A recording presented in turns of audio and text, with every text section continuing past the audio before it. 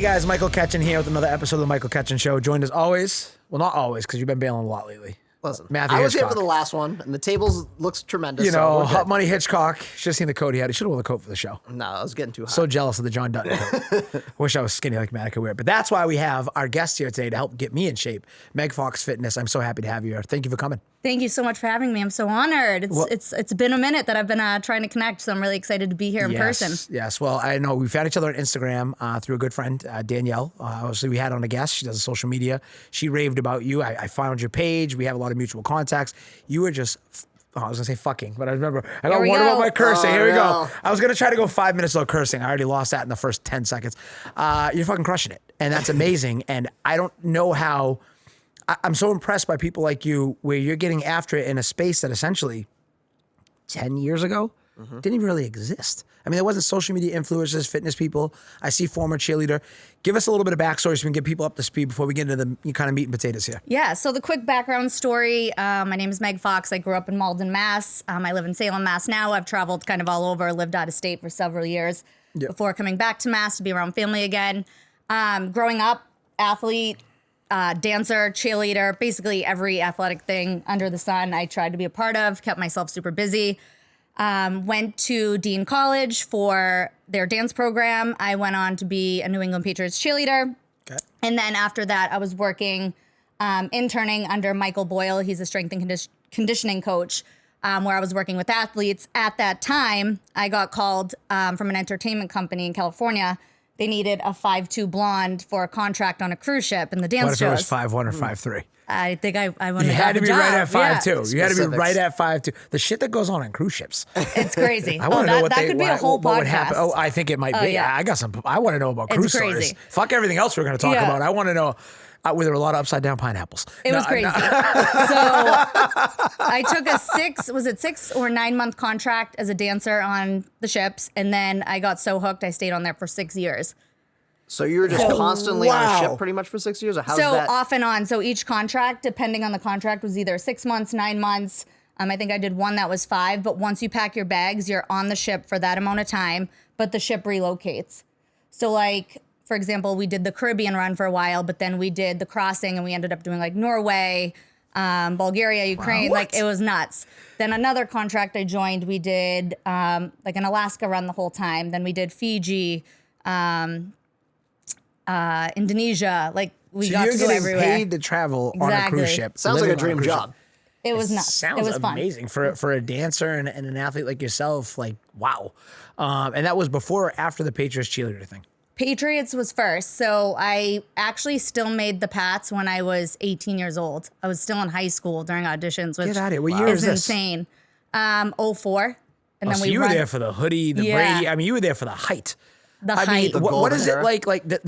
Did Bill even have insight like on that part of the team? Like, we're going to be dialed in over here too, or is that like a whole separate marketing? Like, did you have access to the team, To the players, or or- is that really run in a way that it's like this is a standalone kind of? You got your own coaches and it's regimented and stuff like that. Yeah. So obviously we're under the same organization and they're amazing, but it's pretty separate. Like we have a coach, we have our own training facility. I imagine, yeah. Right.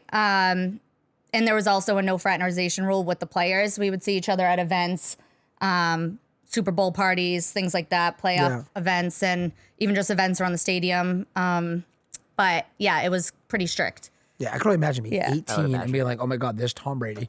There's It Bill was Belichick. crazy. I mean, think about 04. I mean, you got Vrabel, you got Brewski. I mean, you got the legends. It You was, got the GOATs. I mean, that was the most iconic time. Yeah. Like for Boston Well, yeah, sports you got in the general. Red Sox. Everyone was crushing it. Everyone's going up right up to that 07-08 run. What a magical time. Yeah, it was amazing. I mean, even having that, and I think this is going to be an important part of your story. I mean, even being 18 to even have the guts to bet on yourself and go for what I imagine is the pinnacle in cheerleading. I imagine that's kind of the Mount Rushmore, right? The NFL team. I don't think there's a higher prestige than that. What was that like? Were you just like, fuck it, I'm going to do it? Or like, how did that happen? Yeah, I'm so happy that you asked that. And whenever I see your hat or your hashtags bet on yourself, like it brings up this story for me, which Love it. I think about often in times of like discomfort, or if I'm trying to up level in life, whether it be with fitness, my business, real estate, whatever the case may be. I always kind of jump back to the story, and I like to share it with cheerleaders, like younger girls, dancers, whoever that kind of wants to take that leap of faith and, you know, maybe second guessing themselves. I'll never forget it. So at my dance studio, everybody was like, oh, you should try out. Like, you're 18, you're at the age you could try out. I never really had even thought of it because wasn't even in the... But you were the 5'2" blonde. Exactly. That was a different gig, but yes. So I got everything together. I got my outfit, everything you needed for the checklist. I had my headshot, my resume, like everything locked and loaded. I'm like, all right, this is fun. Like, this is like one of my, probably not my first audition, but I was just starting to get into kind of like the audition world, obviously, because I was, you know, just coming to age. So I was kind of just going for like the hell of it. Yep. You know what I mean? I was like, all right, this is cool. This is exciting. Take like risk, throw I like myself into it. So we pull up, my mom takes a day off of work. We pull up to Gillette Stadium, right? And I see what I think look like grown women. And to me, I'm like an 18-year-old child. Yep. Like still roaming the halls of Arlington Catholic High School in my little plaid uniform. Yeah. And I'm like, Mom, I'm not going in. She's like, what do you mean you're not going in? I'm like, no. Turn around, we're going home. Like, I'm not going in. She's like, I took the day off. We drove all the way up here. Like, you're going in.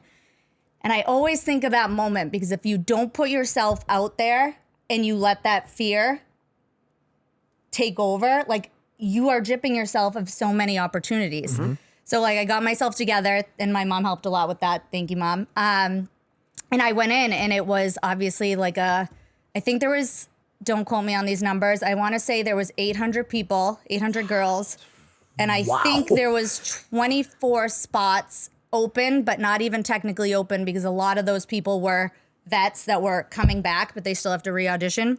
So I think there might have honestly been like maybe 6 spots open, maybe 4 to 6 that they actually were taking on new people. So in a moment that I thought like, I don't stand a chance, like I actually did, which is cool. And even if that I didn't have the outcome that I got, like it still would have taught me something that I could have brought with me on, you know, the next part of my journey, which is cool. I think we want to stay there for a second because I mean, literally that's the definition of betting on yourself.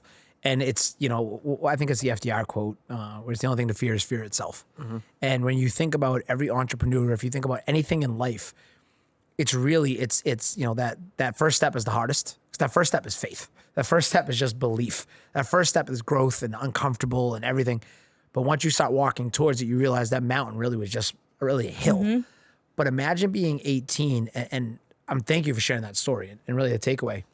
Because what I want everybody to hear in Meg's story there is the fact that the easy thing to do, the convenient thing to do, would have compacted and compounded on your life in such a way. Whereas by pushing through that uncomfort, think of the impact that's had on you now on your journey, basically 20 years since then. And thank you, Mom, for doing that. That was awesome, Mom, that she did that for you. Shout out to Mom. And now it's led you where you are today. So I see the championship ring, by the way. Let's make sure we get the bling in there. Cool. That's pretty freaking cool. They do that. They gave that to the cheerleaders for that year or something like that, or. Yeah, so another thing about me joining at the perfect time, my first year on the team, we won the Super Bowl. Loaded up with some carrots and everything. It's the first year that they gave the cheerleaders Super Bowl rings for free. I think a couple years prior, they had the option to get it, but I think they had to pay a fee of some sort. And then a couple years before that's some shit. They weren't offered at all. Pay for the ring. So I joined at the right time. Good. So did you customize it to be a necklace or? No, so it's basically, it's a pendant that they put on a chain for all the cheerleaders. I mean, it would take up 2 of my fingers. You know what I mean? Well, it takes up 2 of the fingers for the football players too. Exactly. There's like that over the top, like that's like the kids on the big fucking watches. Someone said to me the other day, "You're not a watch guy." I'm like, "No, I'm a man. You know, I'm not a watch guy." I like watches. Yeah, but again, if anybody saw the coat before the show, this would make a lot more. I need to see the coat. This would make a lot more sense. Can we get get them over here? Might have to put it on in the second half, like behind the scenes. We take the picture for the social media. Yeah, after the fact, I'll throw it on. We'll put it on. So fast forward. And actually, I'm going to go back to the cruises. I'm going to try to keep this appropriate as much as I can. I'm probably going to fail. I can only imagine, like, I don't know if you go off the top of your mind, but what is, without saying the cruise line, because we don't want to get in trouble, what is some crazy shit you saw in 6 years on cruises? Just run us through some, because I'm sure that also led to you being an entrepreneur here. I've only been on one cruise, so I only have one reference, and that's it. Like, this is a tough question. Well, you know what? We have time. So this is a great question because I have never known of anybody. What? Like what are you looking for? The drama? So when I saw when people went on cruises, my experience with a cruise, Now, full disclosure for those that might not know, if you follow my Instagram, you probably do. I'm bougie as fuck. So I like Ritz-Carlton has a cruise they just launched, and I might do that. Because the only other cruise I went on, I got dragged because of my wife, which I still lord this over her to this day because I knew it was going to be terrible. Hashtag it was terrible. You told me it was going to be. I said it. I said going in. I'm like, this is like Montana. The only reason I don't live in Montana, Hannah's always holding me back. And also, like, I'm gonna address this with Kaylee. Where you This is are in life crazy. too with your ADD, like you don't do well on like a cruise type situation. No, you can't put Young me in a Mike box. maybe No, because it'd cruises be are like tough. new experiences. You've been in a lot of places now. So, at this point. but I saw some things, and essentially the cruise that we were on, I don't remember the name. There's a group of us, but essentially it was like a trailer park on the sea. Okay. There was Yep. a lot of drama. There was a lot of Drama. people thinking they were much hipper than what Okay. they are. A lot of terrible food, and I couldn't wait to get off. I mean, even like going to the islands, and this is during COVID too. So some fucking guy on some island was like, "You got to put a mask on." It's like, I'm not doing that. You like I was you? like, no, I didn't. I actually almost got arrested. Coming back in, it wasn't good. But I was like, I'm not putting a diaper on my face. But that's whatever island. I don't remember what island it was. I don't know, one of them. I don't know. Anyways, one of the Virgin Islands, some shit. I don't know. But I saw that. You worked there for 6 years. You know the inner workings. Like, would you? I'll put it to you this way: would you advise going on a cruise, or is that an experience you? How many cruises have you been on as someone purchasing the cruise? I've never been on a cruise. I haven't been on a cruise since. That kind of answers my question. Yeah. That kind of tells you all you need to know about that experience, right Funnest job known to man. there. Oh, I can imagine. Insane. Yeah. You wake up in a different place every day. You're getting paid. Do you get time to get off? And The go? performers had the best schedule because, well, first of all, we worked for an entertainment company, so we were like subcontracted in. Mm-hmm. So we didn't have to follow the ship route. Like we weren't allowed to be told to do anything else. Like we only So you got to did our dance and show. go party on. Oh, Okay. I see. So when the passengers got off, we would get off. Like we're not going to do dance shows while people are out on an island. We're going to do them when we're back at sea or at night when the ship's moving. It was a party every night. I don't have much to say in terms of passengers. I just know what went down on the crew side of things, and it was crazy. Like the parties the whole engine room, they filled with sand. We had theme parties, like beach parties. We had our I own am crew never going bars. on a cruise ship again. It was All I need insane. is some jackass ripping like a handle because he's 18 on his sand party and blows up an engine or something. It was, yeah, This exactly. is where it all ends. I am out of Exactly. here. I am fucking. I knew I was right. I knew it. I knew. But Thank in you. terms of Thank cruises, you. I'm kind of like you. I know you don't like watches for different reasons. Yeah. If I'm on vacation, I don't want to be looking at the time. Yeah. So with cruise ships, it's you have to I don't need someone constantly telling be me what to looking. do. Yeah, they you give gotta you be a back. schedule. You gotta be back on board. Dinner served from here to there. Yep. The only time I would advise going on, not the only time, I would say cruise ships are really good for like an Alaskan cruise because you can get to places that you can't get to. Yeah, I That's- get that. That's Like, what on foot. me and Amy have talked about that one. And get if you this get a point. balcony in your room, like it's pretty cool. Like have hot chocolate, Yeah, they go have, through the they have glaciers. some bougie ones. It's just that the one, the ones that a lot of people go on. Someone mentioned in super the cool. comments of the show for the bougie ones, and I'll have Kaylee look them up. But I am not. Like it better be like I better be able to helicopter on and off or something because I ain't doing this shit. I'll tell you that right now, never again. Hannah knows. I said, listen, next time you try this shit, it won't happen again. No. there were certain promises You that were tried. made that weren't delivered on either. So we're not gonna say those ones on You air. tried. But I tried. I tried and I wasn't happy about it. But we're not doing that. Yeah, exactly. All right, transitioning now to what's exciting. Talk to us about Meg Fox Fitness. What that looks like. I mean, it's awesome. You're empowering. I saw a lot of females. Is it females only? You work with males as well. I work with men too, primarily females. I'd Primarily say maybe females. 95% female. Yep. And I do work with some men as well. And what I liked about your page when I checked it out is, I mean, I think it was one of the realest, rawest pages I've seen. I mean, you were like, literally, Thank like, you. hey, I do befores and afters. I'm not here to fuck around. I'm not here to airbrush you and lie. I mean, you're obviously passionate about it. Where did this come up with this idea? How does this type of business start? Like, where does this even come from? Yeah, so obviously growing up, again, fitness, nutrition, dance, that's kind of all I knew. And then once I kind of hung up the dance shoes and gave it a little bit of a hiatus, I'm like, what do I do now? I moved to Fort Lauderdale. I'm like, I felt like I was starting from scratch at 20 something years old because my dance career, that's all I knew. That's all I looked like. I didn't think past that. Yep. So now I'm like, wow, I'm starting over. Now what am I going to do? So I was working in the bars. I made business cards and I started putting it out there that I'm going to start training people. Like at this time, it was like a side hustle. Yep. And then I'm like, wait a second. Like, this is what I'm good at. This is what I know. But it was like, the knowledge for me is so second nature because I've done it my whole life. Then I never really thought about it being a business because I didn't really grow up business oriented or in that atmosphere where I thought I could even do something like that. I didn't go to school for business, kind of betting on yourself. Like that took some time to convince myself that I could take that leap too. And I'm like, yeah. So it started out literally handing out business cards. Then I started training like the biggest surgeons in Miami and Fort Lauderdale. I was going to their house. I would get out of the bar at like 3 a.m, start writing their fitness plans at 4, be at their house at 4:45. Like it was a grind. That's hustling. Yeah, it was a hustle. And that's then the part that no one sees. That's not your life. It's easy to see the Instagram followers now, listen to success stories, and they don't hear that. Right. And that's what I love about the podcast is we introduce people to the world. Like, okay, you see the finished product, and everyone as a society, it's a huge problem with society.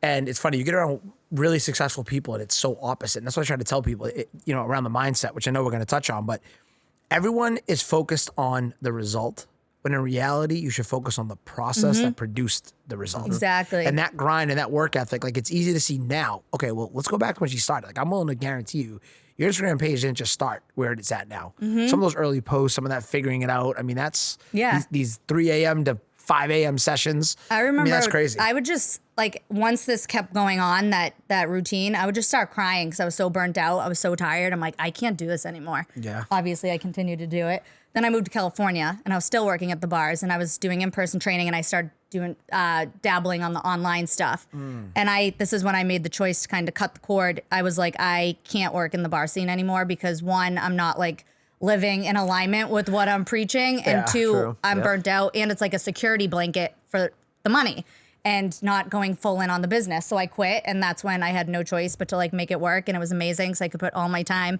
and effort into helping people, and that's kind of when everything took off. And that's, the saying I've said a few times, I love it, but it's, burn the boats, then storm the beach. Exactly. It's easy to storm the beach if you know what's behind you. Well, you burn the boats, you got to take the hill. You don't take the hill, you ain't gonna make it. It's also funny how the side hustles end up turning into like something more. Like you didn't expect it, and I think that's where a lot of like great businesses come from. Is something that wasn't necessarily anticipated and ends up turning into something huge, which I love. Right. It's like us. Side hustle was 100% buying something and doing a couple flips, and then we're like, wait a second. Yeah, remember we're gonna flip a house. We're actually kind of decent at this. Maybe we should just start doing this more. I still say we're kind of decent. I still don't know how good we are. It's like where the joy lies, and it kind of feels stress free at first, and then you're like, all right, this is cool. This can be. I don't know about stress. I don't know if it's ever been stress free. Yeah, I was about to say, I'm gonna walk that one back. It starts out stress free because it's a side hustle. I like to say, starting your own business is like taking a shittier job with no days off for less pay. It's a really good decision. But no, once you get it and you get through it, I mean, I think I shared yesterday, like Elon Musk just had this quote. He was saying it's like, being an entrepreneur, starting a business is akin to eating glass and staring into the abyss for 99% of the time because you're just working on problems that no one else wants to deal with, right? But on the other side of that I'm going to bring it full circle back to when you were 18. The other side of that discomfort is the life that you deserve and the life that you want. Everybody thinks they're owed something. They won't put the work in to go get what they think they're owed. Right. And those that do, it's such a mental shift, which I know you're big on your page around mindset. How do you work that into the training? Yeah, so I would say the biggest thing in my fitness programs is honestly the mindset piece, because without the mindset piece, you have nothing. Well, expand on that. Go deeper on that. What do you mean by that? You could literally give anyone the best training plan under the sun and the best nutrition plan under the sun. If they're not mentally ready or doing the mindset work, you have nothing. So we talk about limiting beliefs and all that fun stuff. If you go into a program and you're like, people come to me all the time, just to let you know before we start working together, I never stick to anything. I never see it fully through. So like, don't be disappointed in me. And I'm like, all right, we're going to change that story right now. Like you're done saying that. You do have willpower. You do have discipline. You have exactly what it takes, just like anyone else who's getting in the best shape of their life. So we're done with the negative self-talk, the limiting beliefs. And I think also too, with the mindset stuff, especially with fitness and nutrition, a lot of people have done these extreme plans in the past. It's very all in, all out. And that's probably with a lot of industries in life, but especially in fitness and nutrition, people are either like, I'm eating asparagus and chicken, or I'm off the rails. There's no middle ground. And I think why my clients have such success is it doesn't have to be hard. Let's not overcomplicate it. It's about taking those small changes and being consistent with it. Drink your water every day. Go for a walk if you can't crush my workout. If you're having nachos for dinner, that's fine. Wake up tomorrow and be like, all right, back at it. Instead of like, well, fuck it, excuse my language, I had nachos yesterday, so what's the point? So here I'm comes just the gonna ice throw cream and the yeah, so let me milkshakes just and the throw in the cookies. towel. When in reality, like, you should be able to enjoy those things and just carry forward. And that's where the results lie. Yeah.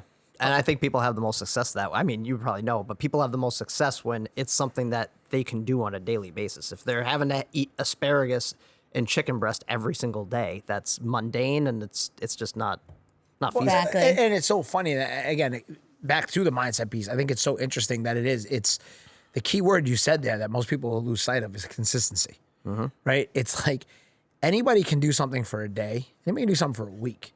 Can you do something for a year? And, Danielle put that post up the other day about the book. And have you ever read Rich Dad Poor Dad? Yes. Okay, right? So you know what I'm talking about with that journey.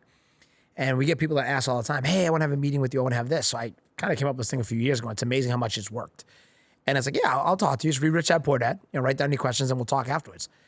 That eliminates 99% of the conversations of people that are going to waste my time. And it's so interesting to me because when I say that, it's like if you think you want something, but you won't even do the most basic step to get it, you don't really want it. You want the result, right?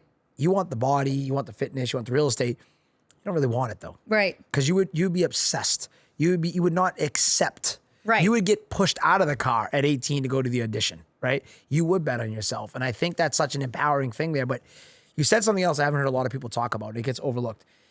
It is so important the way we talk to ourselves. It can't be understated.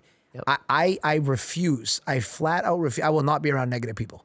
If you are negative, it's like cancer. I will cut it. I will kill it. I will dismiss it. I've gone years without talking to former friends and family members. They can come back into the life when they're positive.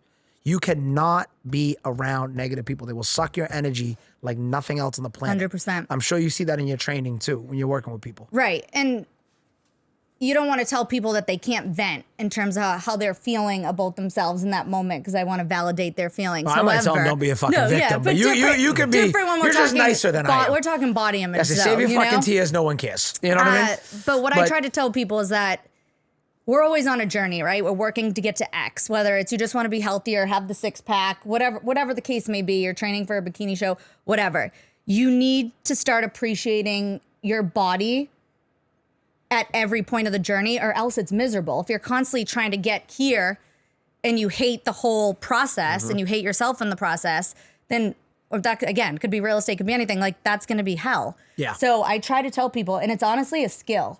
So this is going to be a weird thing to say on here, but it's fine. I always This tell whole my thing's clients, been weird, so let's just keep going. We say a lot of weird but things. I tell my clients when we talk about self-love and whatnot, I'm like, the next time you're going to get in the shower, you're putting an outfit on, like you're not going to say like, oh my God, I'm disgusting. Like, look at these legs. Like, I look like shit. Like, you're going to say, like, holy shit, I look good. Like, look how strong my legs are. Like, look at the workout that I just completed. Look at what my body just did for me. And again, that's a skill. Anybody can start to change that talk from, like, hating or shitting on themselves to actually starting to, like, see the best in them. Like, talk to yourself the same way you would talk to a friend or a family member. And one, it makes the journey enjoyable. And two, this is going to sound very woo-woo and hippy-dippy, but I'm convinced the happier people are, their results come 10 times faster. Their physical body changes because they just feel better. When you're stuck in that negative headspace, it's just like you're dragging sand behind you, just trying to get to the finish line. And yeah, so it's a big part of the journey is you got to find the happiness and the joy and appreciate your body for what it does for you each day. I would agree, and again, I've talked about it before, but Matt, I'm relatively new to my health journey, and it's been amazing. To your point, I mean, I love where I'm at, and I've got ways to go, but I love the journey, and it was a mindset shift. Matt and Hannah are incredibly disciplined, and they worked at it, and I laugh all the time because people will say, like, I'll use Matt in this example. Oh, he's got this, he's got that. Well, what they don't know is I've known Matt since freshman year of high school. He was in a little kid or whatever. Yep. He was working out then. Right. So it's like you show up at the gym now and it's like, 6% body fat or whatever. It's literally unfair. It's like ridiculous. Like I hate the guy so much. Savage. But okay, we don't need to pump the tires. Okay, Michael Ketchen show. Right. You don't know, 13%. You're up to 13. You're getting fat. You're getting out of control. When did the measurements with Sean? But all jokes aside, they don't see that Matt was making these decisions at a young age. Right. So you're seeing the result, almost 40, doing these things. You don't see that for 26 years. It's been consistent every single day. And again, you're one of the most positive people I know. And everything you just said, it encapsulates, right? And you got to really, I tell people all the time, like, nothing changes if nothing changes. Right. And if you don't kill the victim mindset, and if you don't catch the way you talk to yourself, and you don't take total accountability and extreme ownership, I mean, these all sound like buzzwords, but there's a reason I have yet to meet a highly successful person who is negative towards themselves. Right. Maybe they're out there. Mm-hmm. I don't mean that they have to be nice. I don't mean you can't be I'm not saying that. But the way they view themselves and the way they talk to themselves, if they are negative, they're usually not successful. Right. I haven't found that person. Or that, or it's a hollow success, like you said. Like you can, if you define success by money, maybe. If you define success by fame, maybe. But a complete happy person who's confident and comfortable where they're at in life, they're usually not a negative mindset person. I don't know that. I don't know if you guys know an example, but yeah, no. That's amazing. All right, before we get you out of here, because we ran the gamut, I really want to pump up your page because I'm very proud of the work you do. I think we need more women like you in this space, more people like you in this space. Where can people get a hold of you? Best place to find me is probably Instagram, Meg Fox Fitness. I do have a one-on-one signature program where I focus on mindset, nutrition, goal setting. We kind of dive into the nitty-gritty of everything it takes to be successful for the long term. I do have a VIP application for one-on-one coaching. If you put in Michael Ketchen's name at the bottom, I will give you 20% off my one-on-one coaching rate. So awesome. I would be happy to connect. I would love that. Great. And let's make sure we get that link. We'll drop it on YouTube. We'll drop it now on Spotify. Working on Apple Music. Yes. Someone's got to give Kaylee some shit. Like, let's go. Apple. Like, what are we doing? You know what I mean? Yeah, no, fuck Apple. I don't like Apple either, but no, we're not part of the cult. You know what I mean? All right, listen, this was awesome. From Matthew Hitchcock, from Meg Fox Fitness, I'm Michael Ketchen. As always, bet on yourself. Thank you so much.